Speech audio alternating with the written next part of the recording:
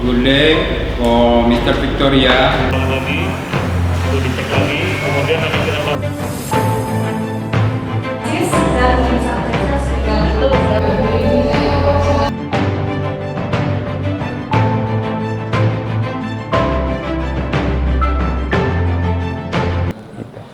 saya melihat optimisme di sini. Artinya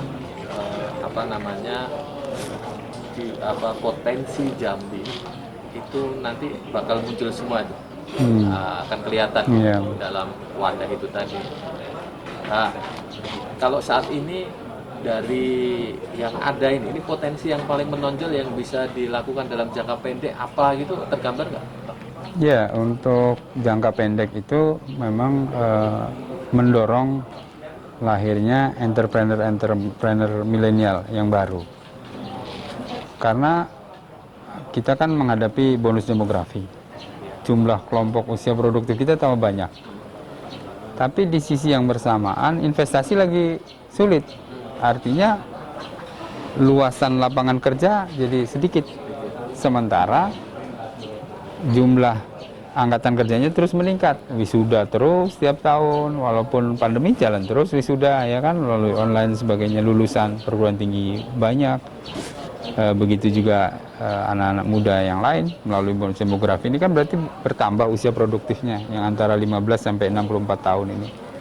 Nah itu harus disalurkan, kalau enggak angkatan pengangguran terbukanya naik terus, kriminalitas naik gitu. Nah salah satu ya yang kita memiliki potensi besar itu kan memang di pariwisata ya, seperti yang di belakang saya ini. Ini Danau Sipin ini danau di tengah kota, jarang. Di daerah-daerah lain kalau mau ke danau harus jalan jauh, ya kan? Butuh Di pinggir ya? Ya, di pinggiran kota, naik gunung, jalan kaki atau mobil jalannya sempit. Ini di tengah kota loh. Nah inilah potensi besar yang harus kita optimalkan. Gimana caranya? Ya kita kembangkan ekowisata. Dimulai sekarang ya, kalau hari libur boleh dilihat tuh di rest area itu penuh. Dan itu platnya kalau kita lihat banyak plat kabupaten juga. Jadi Kota Jambi menjadi tujuan wisata. Tidak hanya untuk masyarakat Jambi, tapi masyarakat kabupaten. Nah kita dorong. Caranya apa? Salah satunya ya kita sama-sama jaga kebersihannya. Nggak boleh ada plastik. Nggak boleh masyarakat sekitar sini buang air langsung ke sana karena ada E. coli ya, karena kualitas airnya ini kan dikontrol. Kalau ada E. coli nggak mungkin kita buat wisata air seperti banana boat, jet ski.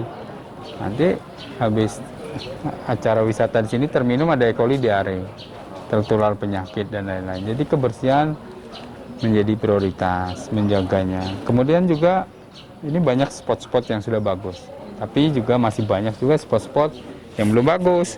Ya ini yang harus kita tata sama-sama dengan kelompok sadar wisata. Ya terutama itu banyak juga milenialnya di situ, gitu. Itu Mas.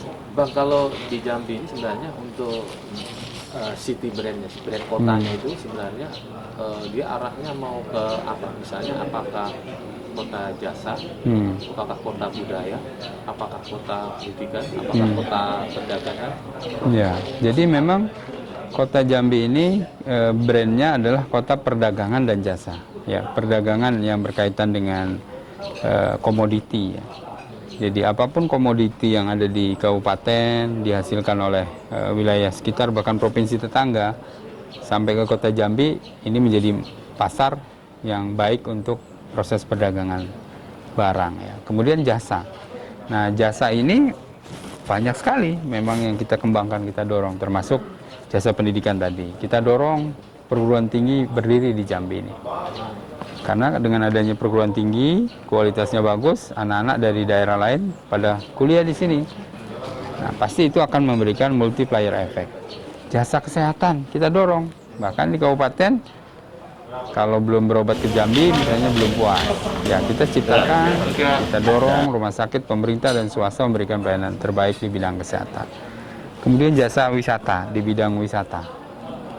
Itu kan jasa juga, kepuasan terhadap ke batin ya. Karena kita berwisata itu kan mencari happy, bahagia gitu ya.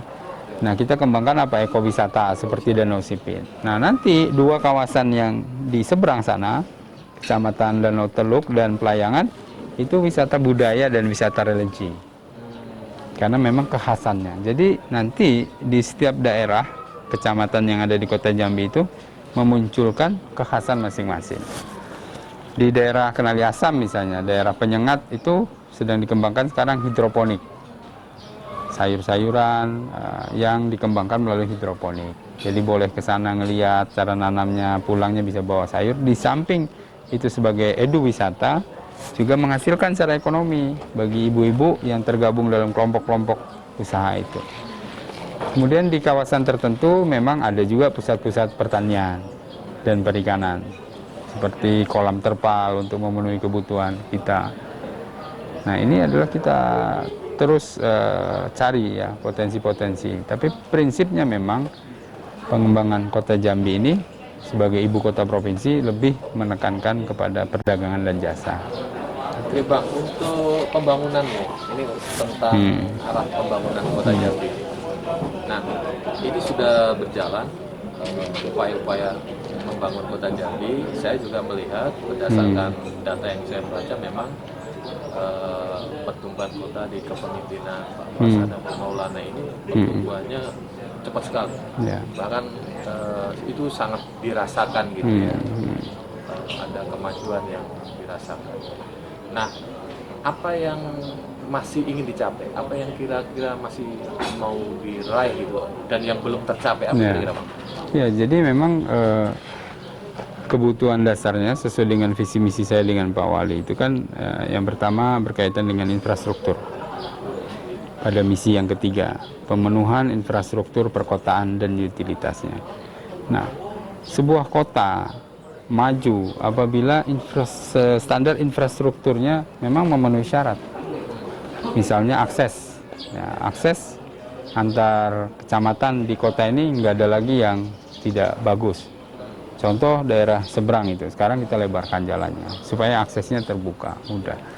Kemudian di infrastruktur yang lain, ya, infrastruktur pendidikan, tempat-tempat sekolah, infrastruktur pelayanan publik, terus kita bangun dan insya Allah selesai di pertengahan masa kepemimpinan kami. Kemudian kita kembangkan lagi, kalau infrastruktur ini sudah selesai, kita merambah lagi pengembangan infrastruktur lain termasuk Danau Sipin sebagai tempat pengembangan ekowisata. Nah, kalau infrastruktur ini sudah mulai bagus semua, maka insya Allah orang-orang dari luar Jambi akan datang ke Jambi. Enak di Jambi, bersih, bagus infrastrukturnya dan lain-lain. Di sisi yang lain kita dorong pertumbuhan ekonomi melalui peran serta dunia usaha. Kita dorong membuka usaha, investasi. Sebelum pandemi luar biasa, investasi kita jalan sekali di atas 1 triliun. Tapi setelah pandemi memang agak mengalami perlambatan. Misalnya kalau kita mau ngadain event nasional, kita minimal punya 1.000 tempat tidur hotel. Sekarang sudah ada. Hal-hal yang seperti itu kita dorong supaya Kota Jambi bisa berbicara di tingkat nasional. Kalau ada event, kita siap menjadi penyelenggara, misalnya seperti itu. Nah, kita kembangkan juga potensi-potensi UMKM tadi, mikro. Nah, tapi di sisi yang bersamaan, membangun infrastruktur penting, tapi membangun karakter anak-anak kita, kelompok milenial kita itu juga penting. Makanya kita dorong juga kegiatan-kegiatan budaya, kegiatan-kegiatan keagamaan, berbagai macam kegiatan keagamaan dari semua agama kita dorong. Misalnya program unggulan kita mensejahterakan guru-guru ngaji, ya kan? Guru-guru agama di sekolah, baik guru agama Islam, Kristen, yang lain-lain, Hindu, Buddha. Kalau sekolah itu memang ada siswa yang beragama seperti itu. Jadi keseimbangan antara pembangunan di bidang fisik, ya, infrastruktur, ekonomi dan lain-lain dengan akhlak dan budaya. Nah, dua hal ini penting karena salah satu kenapa Bali itu bisa maju di pariwisata. Karena memang infrastruktur pariwisatanya didorong, tapi kehidupan masyarakatnya tetap menjaga kultur dia. Nah, kita melihat bahwa di daerah-daerah yang justru kehilangan, tercabut dari akar budayanya, tidak jadi tempat wisata yang menarik. Kita berkunjung satu tempat menarik, karena apa? Karena infrastrukturnya sudah infrastruktur perkotaan, fasilitasnya bagus, tapi kehidupan masyarakatnya tidak tercabut dari akar budayanya. Itulah keunikannya kan. Nah, itulah Bali misalnya, atau Lombok, atau daerah-daerah lain. Kita juga ingin Jambi ini sebagai kultur Melayu, ya, di seberang itu kita nggak boleh merubah wajah seberang itu sehingga tercabut dari karakter dan budaya Melayu, termasuk religi di sana. Banyak pesantren yang sudah didirikan jauh sebelum Indonesia merdeka. Nah, ini menjadi heritage. Banyak juga rumah batu misalnya di Olak Kemang, itu tempat berundingnya Gubernur Jenderal Belanda dengan Raja Jambi. Ada narahubungnya namanya Pangeran Wirokusumo misalnya. Itu pahlawan kita, orang yang berjasa terhadap negosiasi itu. Nah, hal-hal yang seperti itu, heritage yang ada itu, terus kita harus jaga dan kita eksplorasi lagi lebih jauh untuk mengenalkan budaya Jambi secara umum. Nah, supaya anak-anak muda cinta budaya Melayu. Jadi kita ingin mengembangkan ekowisata di satu sisi supaya banyak turis datang, tetapi sisi yang lain kita harus nyiapin karakter budaya kita, nggak boleh berubah. Nah, nanti banyak turis ke sini dari luar misalnya, kalau bandara kita sudah internasional terus berpakaian yang tidak sesuai dengan norma kita ikut duluan. Nah, itu nggak boleh. Biarkan mereka dengan gaya mereka karena memang itu budayanya, tetapi kita tidak perlu harus mengikuti budaya mereka. Caranya seperti apa? Membentengi karakter, akhlak dan budaya anak-anak kita. Kita jangan gampang berubah, kita mudah berubah dengan gaya kehidupan mereka. Kita boleh maju, mencontoh yang baik-baiknya, tapi hal-hal yang negatif nggak usah ikuti. Itulah kita punya karakter. Kalau itu kita jaga, insya Allah Kota Jambi menjadi kota yang menjadi tujuan tempat wisata. Orang ingin melihat gimana sih kehidupan budaya Melayu Jambi, rumahnya seperti apa, buat batik Jambi itu seperti apa. Semua ini kita harus rangkaikan dan menjadi satu kegiatan dengan promosi yang cukup besar, dengan metode yang sekarang ada ya, digitalisasi. Semua informasi itu harus dibuat secara digital, bisa dilihat oleh semua orang. Insya Allah Jambi akan maju.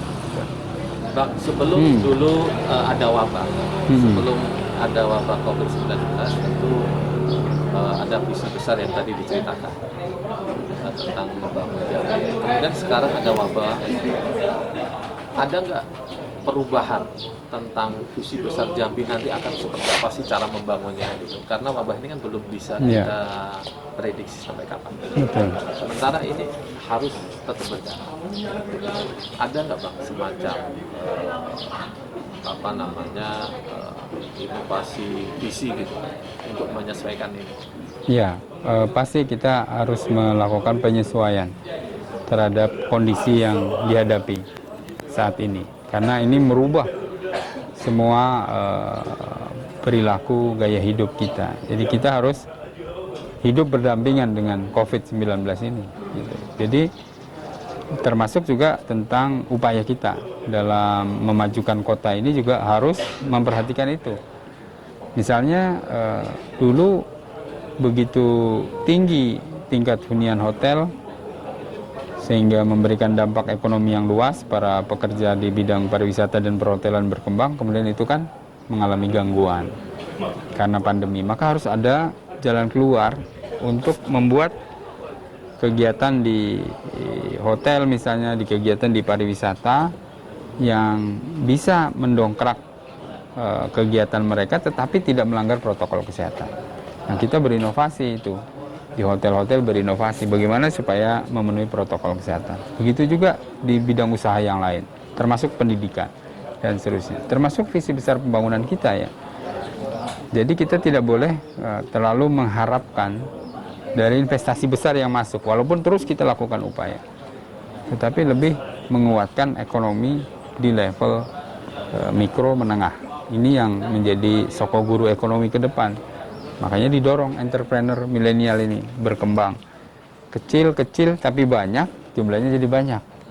Besar tapi satu, kita tunggu-tunggu tidak datang-datang karena mereka investasinya dikurangi. Ya sudah, apa yang ada ini, potensi yang besar dari kelompok-kelompok anak muda ini, kelompok milenial ini, kita dorong. Nah, dengan tadi konsep-konsepnya, kasih modal, dikasih marketplace-nya, marketingnya kita kembangkan itu. Bang, ini kan Bang Kang Maulana sebagai wakil wali kota, sebagai tokoh muda, kemudian Kang Maulana juga profesi dokter, pengusaha juga. Alhamdulillah. Ada nggak semacam gini? Kira-kira Jambi akan menemui atau sampai pada level yang maju tadi seperti yang kita gambarkan di depan tadi, itu kira-kira butuh waktu sampai berapa lama, Pak?